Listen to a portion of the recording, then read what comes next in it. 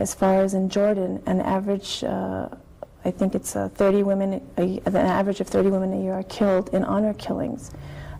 Where's the justice in that? Well, I mean, there isn't any justice there. You know, the question is, there's no justice. What honor killings, well, how does Islam perceive that? How can Islam has no concept of that. The Christian Arabs do that. Mexicans used to do that. Mm-hmm.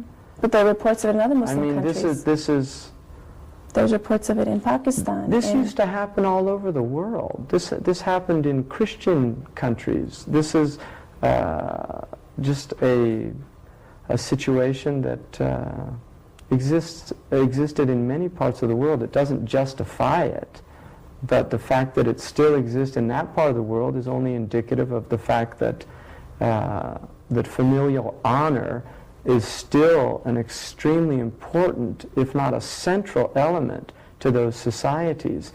And a woman's chastity is still considered something that is at the essence of the honor of a family, as well as the chastity of a male, but because it tends to be a patriarchal culture, and because of the fact that women, when they lose their virginity, there are generally physical signs of it, and certainly pregnancy can occur, whereas with a man is more veiled than a woman in that situation, but in no way does it mean that a man who commits fornication or adultery is any less condemnable than a woman. Mm-hmm. They're both terrible breaches of divine comportment.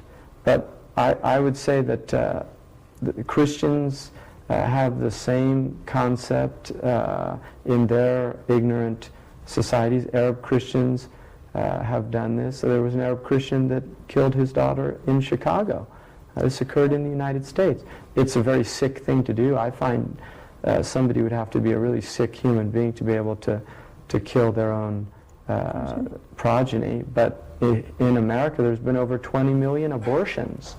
And the only difference in America is that they say, well, these are unborn.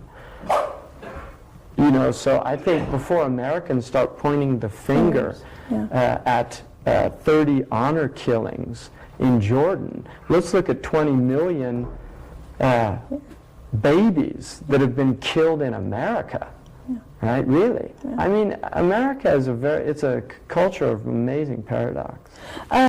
Throughout the planet, you will find very similar pathologies manifested by human beings. Mm-hmm. And there are certainly, America is filled with very dysfunctional relationships. Mm-hmm. Women here are grossly abused.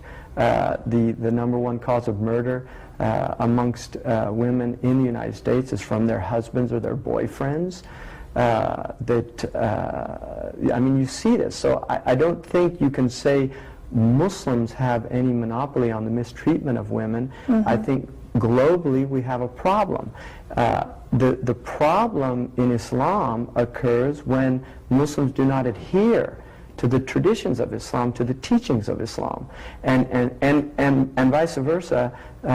When they do adhere, you will see, in fact, extraordinary harmony occur in the human relationships, because very clear guidelines have been given in terms of gender relationships. So you're saying that Muslims have themselves to blame in a way that... First and foremost.